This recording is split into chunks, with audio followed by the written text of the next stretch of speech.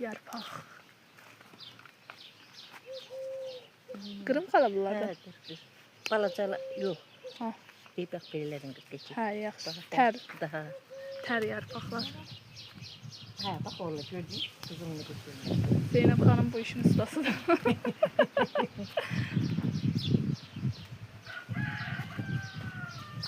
Baxın dostlar, yarpaq, taze yarpaq. Yox, öyle təzə böhrelər, elə qəşəng çıxdı. Hə. Zeynep'in qırır. Zeynep qırır.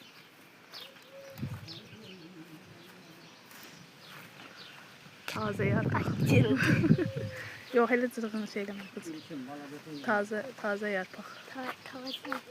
Bəli, taze yarpaq. Taze yarpaq qırırıq. Bu günə menyuda yarpaq da olmaz.